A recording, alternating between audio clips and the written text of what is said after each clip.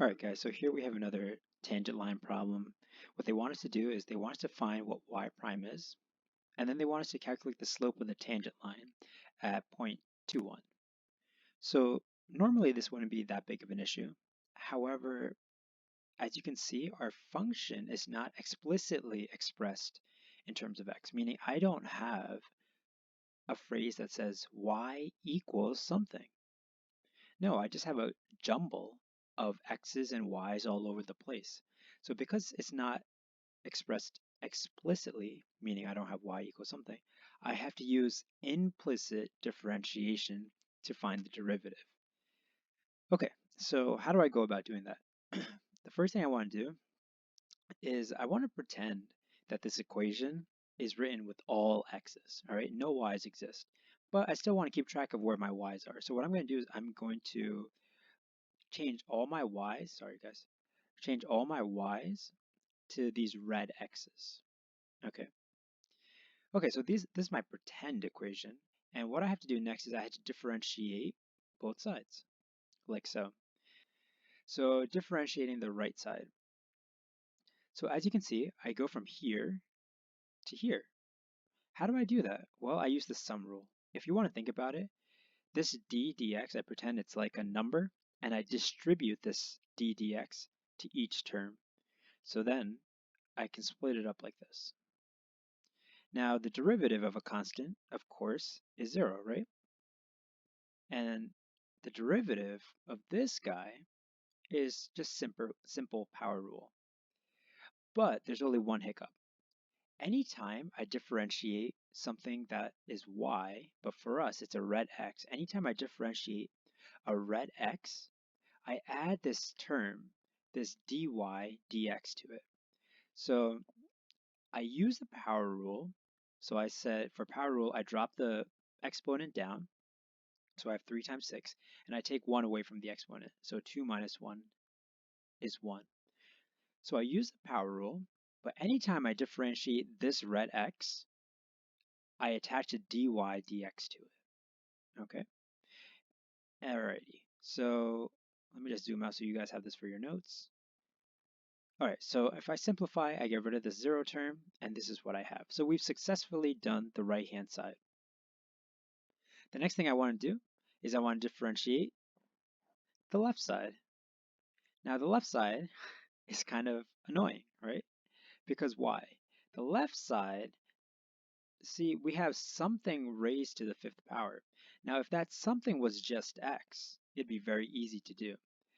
But because we don't have x, we have like a combination or a function of x, we have to use the chain rule. So here's step 1 of the chain rule. Step 1 of the chain rule is I'm going to pretend that everything inside this parentheses, I'm just going to call it u. This is what we call substituting, right? I'm replacing everything inside my parentheses with this variable u. Now you don't have to do it this method. This is just another way to look at it. So I'm substituting in this variable, and what I'm going to do is I'm going to take the derivative of this variable. Well, that's easy. We know how to do that. It's simple power rule, all right? So I take the power rule of this guy, so I drop the exponent, and I take 1 away from it. But the second part of the chain rule is this. The first part is always usually the same. I use the power rule. The second part is I take the derivative of this inside function, which is u. So I multiply my result from my last step with the derivative of u. So this is what my chain rule will look like at the end of it. So all I have to do is I have to fill this out now. Well, how do I figure out what the derivative of u is, right? U prime means the derivative of u.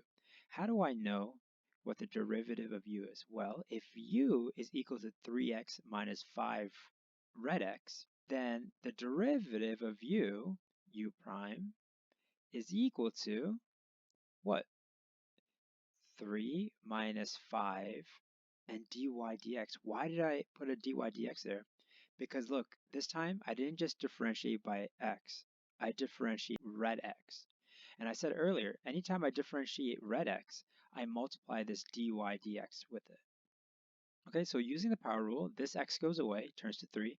Using the power rule, this x goes away, and it turns into minus 5. But because this was a red x, I turn it to dy dx.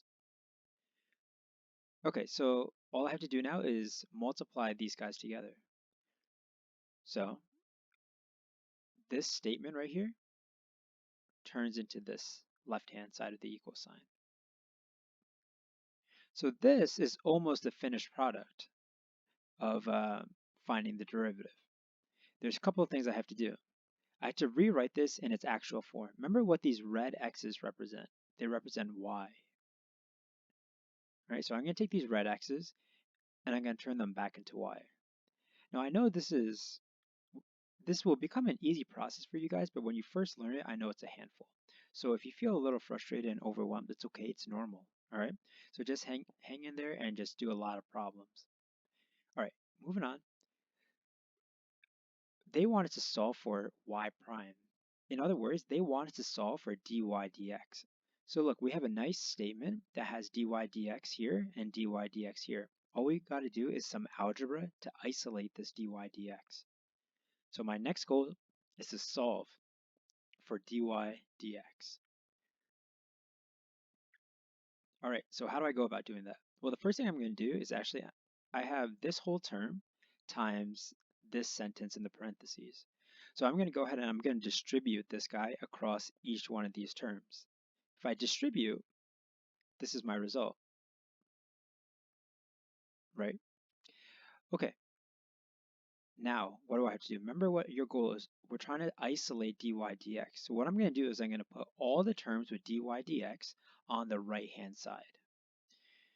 So I moved this second orange term to this side.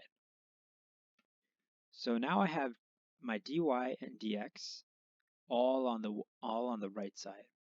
And the reason why I do that is now I can kind of combine the dy dx. I can factor it out. And it'll look something like this.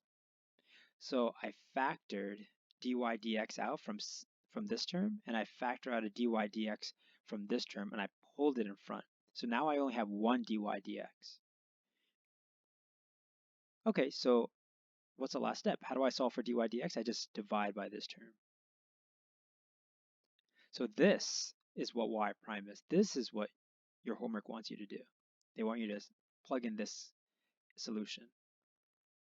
And if they want you to expand this, wow, that's a lot of work. I'm not going to do it, but I don't know. That'd be crazy if they asked you to do that. But the other part of the question is they want us to find the slope of the tangent line at this point, 2, 1. So do you guys remember what the slope of the tangent line is? It's this guy right here, the derivative. The derivative is the slope of the tangent line, but they want the slope of the tangent line at 2, 1. So this is the slope of the tangent line for all values. They want it for a specific point. So all I'm going to do is I'm going to take 2 and plug it in for x, and 1 and plug it in for y.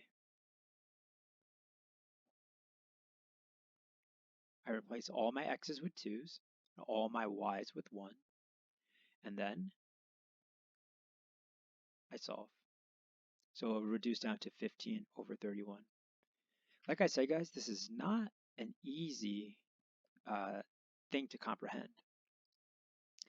But with more practice, you guys will get better and better at it. All right, guys, good luck.